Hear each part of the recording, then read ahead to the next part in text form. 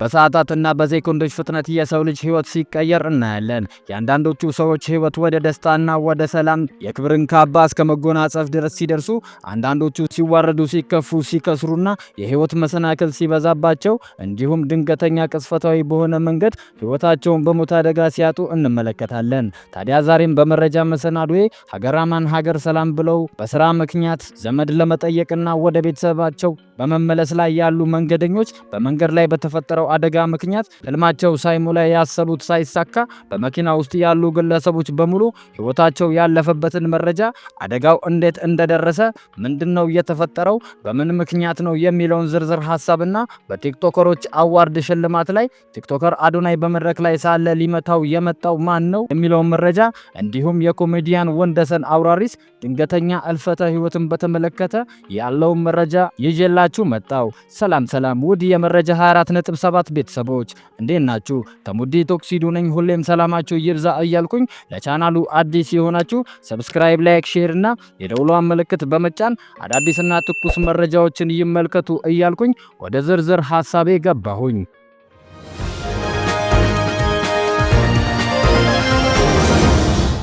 የዘንድሮ መድረክ በሶስት ዘርፎች ትልቁን ክብር ያገኘው አዶናይ ሲሆን የዓመቱ ምርጥ ቲክቶከር አነቃቂ አዶናይና የዓመቱ ላይፍ ስታይል አሸናፊ ተብሎ ተመርጧል። ዩቲናስ ላይፍ ታይም አሸናፊ፣ የስማይል ቻሌንጅ አሸናፊ፣ ምርጥ አለባበስ በሴት ዶክተር አብይ ታደሰ የሕክምና ይዘት ተሸላሚ፣ የማህበራዊ ኃላፊነት በመወጣት ተሸላሚ፣ ዶሚኔት ኑሪ የዓመቱ ምርጥ ወንድ ኮሜዲ፣ ንጹህ የዓመቱ ሴት ኮሜዲ ተሸላሚ፣ ዳዊት ታዬ የዓመቱ ምርጥ ዳንሰኛ ተሸላሚ፣ ፓትሮን ምርጥ ሚመር ተሸላሚ፣ ዕውቀትና መረጃ አቅራቢዎች ብሩክ ኒውስ ወይንም ብሩክ ጫላ ኢንፎርማቲቭ አሸናፊ፣ መምህር ዳኒ የዓመቱ የስቲም አሸናፊ፣ አቢ የስፖርት መረጃ ይዘት አሸናፊ፣ ልዩ ይዘትና ላይፍ ናሆም ፎንቲ የላይፍ ስትሪመር ተሸላሚ፣ ቤንጂ የዓመቱ አጭር ፊልም አሸናፊ፣ ሰያ የዓመቱ የጉዞ ተሸላሚ፣ በረከት ታደሰ ወይንም ቤኪ 4 ኪሎ የዓመቱ የጭላሎ ቻሌንጅ አሸናፊ፣ በአምሌ ተስፋ የተጣለበት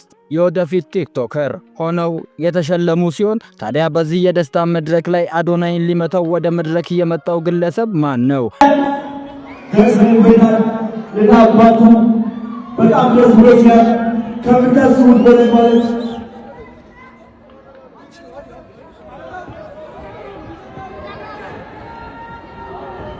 ሁላችሁም እንድትረጋጉ በአክብሮት እንጠይቃለን።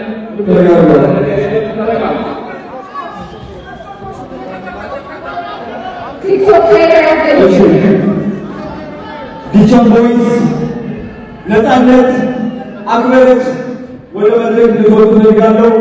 ናቢ የታለ ቅዱስ ነው ወደዚህ ናቲ አሼ ወደ መድረክ አንዴ ቶሎ ብላችሁ አንዴ ቶሎ ነገሩ እንዴ ነው? ይህ ፕሮግራም ከመጀመሩ ከሰዓታት በፊት ውድድሩ ዩቲናስ እንድታሸንፍ ውስጥ ለውስጥ ተነጋግረው የጨረሱትና ያበቃለት ጉዳይ ነበረ። ታዲያ በውድድሩ አንዳንድ የዩቲናስ ሰዎችና ከአዘጋጆቹ መካከል የነበሩ ውስን ግለሰቦች የዩቲናስን ስም ሲጠባበቁ የአዶናይን ስም ሰሙ። ይህንን አምኖ መቀበል እየከበዳቸው አንዳንድ ግለሰቦች ንዴታቸው መጣ።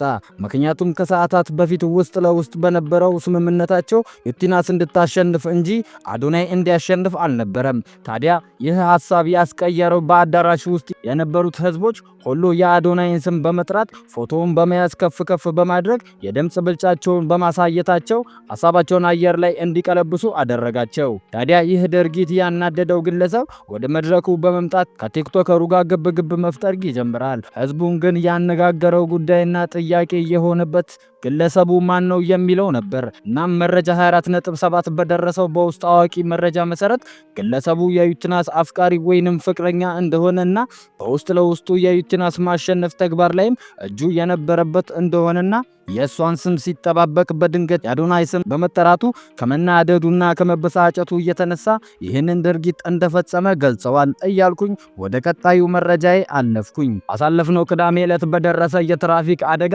በአንድ ዶልፊን ውስጥ የነበሩ 11 ሰዎች ሕይወት አለፈ። ከአደጋው የተረፈ ተሳፋሪ አንድም የለም። በምዕራብ ሐረርጌ ዞን ጉቢ ቦርደዴ ወረዳ ባሳለፍነው ቅዳሜ ዕለት 10 ሰዓት ላይ በደረሰ የትራፊክ አደጋ አንድ ዶልፊን ያሳፈራቸው 11 ሰዎች ሕይወታቸው ማለፉን የምዕራብ ሐረርጌ ዞን ፖሊስ ዋና መምሪያ አሳወቀ። የምዕራብ ሐረርጌ ዞን ፖሊስ ዋና መምሪያ የትራፊክ ደህንነትና ቁጥጥር አስተባባሪ ምክትል ኢንስፔክተር ዳኙ ሶሪ እንደተናገሩት ባሳለፍነው ቅዳሜ ህዳር 20 ቀን 2018 ዓ.ም መነሻውን ከሜሶን ከተማ ያደረገው የሰሌዳ ቁጥር ኮድ 396835 ኦሮ ታርጋ ዶልፊን የህዝብ ማመላለሻ መኪና 9 ተሳፋሪዎችን አሳፍሮ ወደ አሸዋ ከተማ ሲጓዝ ነበረ። ተሽከርካሪው በተቃራኒ መንገድ ከአዲስ አበባ ወደ ጅቡቲ ሲጓዝ የነበረ የሰሌዳ ቁጥር ኮድ 3A 11805 ኢቲ የነዳጅ ማመላለሻ ቦቲ ቆቢ ቦርደዴ ወረዳ ጨቱ ቀበሌ በተባለ ስፍራ ፊት ለፊት ተጋጭተዋል። በአደጋው በዶልፊን ውስጥ የነበሩ አሽከርካሪውንና ረዳቱን ጨምሮ የ8 ወንዶችና የ3 ሴቶች በአጠቃላይ ተሽከርካሪው ውስጥ የነበሩ ሰዎች በሙሉ ሕይወታቸው ማለፉ ተገልጿል። የአደጋው መንስኤ የዶልፊኑ ተሽከርካሪ መስመሩን ለቆ ወደ ተቃራኒ አቅጣጫ በመግባቱና ፊት ለፊት ከነዳጅ ጫኝ ቦቲ ጋር በመጋጨቱ ሲሆን የነዳጅ ቦቲ አሽከርካሪው ለጊዜው መሰወሩና አለመገኘቱን ፖሊስ መምሪያው ገልጿል። ፖሊስ ከተሽከርካሪው ውስጥ የመንጃ ፍቃዱንና ሌሎች መረጃዎችን በማግኘቱ ክትትል ላይ መሆኑንም አስታውቋል። የሟቾቹን አስክሬን ለምርመራ ወደ ሆስፒታል እየተላከ ሲሆን በአንድ አደጋ ሙሉ ተሳፋሪ ሕይወቱን ያለፈበትን አጋጣሚ ከዚህ ቀደም የተመዘገበ እንደሌለ ምክትል ኢንስፔክተር ዳኙ ሶሪ ጨምረው ተናግረዋል። ለሞቱት ነፍስ ይማር፣ ለቤተሰቦቻቸው ደግሞ መጽናናትን እየተመኘን ወደ መጨረሻውና ወደ ቀጣዩ መረጃዬ አለፍኩኝ። ፍርስ እያለ በሳቅ ምንድነው የሚያወራው ብሎ ምን ያህል ወይ አልገባ ይሆናል። አንዳንዴ ሌላ ቋንቋም ይመስለኛል እንዲህ ሲሪየስ ሆኖ ጓደኞቼም ሲሰሩ ያለው እናንተ ብሎ ያልና ዞር ብሎስ የሚስቀው ነው ያህል ምን ብሎት ነው እኔ ሌላ ቋንቋ ይመስለኛል አንዳንዴ። ለምን መሰለ ከዛ ነገር ውስጥ አልወጣማ ከሚያጨናንቀው ሊዝናና ነው። ግን እንግዲህ የትነት መጥቶ በእግሩ መጥቶ በታክሲ መጥቶ አንዳንድ ቦታ አሁን ለምሳሌ ደግሞ ለመሳቅ በሐዘን ውስጥ እንኳን የሆነ ድምጽ ብታሰማ ለመሳቅ የሚፈልግ ደግሞ ኦዲየንስ አለ። ለሳቅ ቅርብ ይሆኑ አሉ ቦታዎችን ባልገልጽ።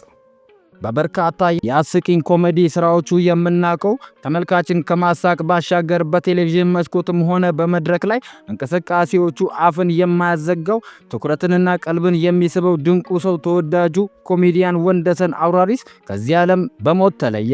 እጅግ ልብ የሚሰብር አሳዛኝ ዜና። ለብዙ ዓመታት በሳቅ ሲያጠምቂ የኖረው ወንደሰን እንደ ምንጮች ዘገባ በድንገተኛ የልብ ህመም ምክንያት ህይወቱ ማለፉ የተሰማ ሲሆን አስክሬኑም ለምርመራ በሚኒሊክ ሆስፒታል እንደሚገኝ ተገልጿል። ታዲያ ትላንትና በህይወትና በጤና የነበረው ወንድም ወንደሰን አውራሪስ በድንገት መሞቱ በቅርብ የሚያውቁትንና አድናቂዎቹን ሁሉ ጥልቅ ሐዘን ውስጥ ከቷል። ኮሜዲያኑ ከጓደኞቹ ኮሜዲያን ማርቆስና ከአርቲስት ሰለሞን መሃል የሚታይበትን ፎቶ በስፋት ለህዝብ እየተጋራም ይገኛል። ለአገልግሎት ጉዞ ወደ ድሬዳዋ ከ2 ሳምንት በኋላ ለመሄድ የጉዞ ትኬት ተቆርጦለት የነበረ ቢሆንም ይህ ክፉ ሞት ግን ቀደመው። ማርያምዬን ማገልገል እፈልጋለሁ፣ አገልግሎት ሲኖር ጥሩኝ ብሎ የነበረ ሲሆን ይኸው በለቷ ቀኗ ጠራችሁ በማለት የቅርብ ጓደኞቹ አሳዛኝነቱን እየገለጹ ይገኛሉ። ይህ ድንገተኛ ሞት የሰውን የህይወት አጭርነትና ከንቱነት በድጋሚ የሚያስታውስ ሆኗል። ነፍስ ይማር ለአርቲስቱ፣ ለቤተሰቦቹ፣ ለጓደኞቹ፣ ለስራ ባልደረቦቹና ለአድናቂዎቹ ሙሉ መጽናናትን እየተመኘው የዛሬው መረጃዬን በዚሁ ቋጨው። በቀጣይ በሌላ መረጃ እስከምንገናኝ ድረስ ሰላም ቆዩልኝ።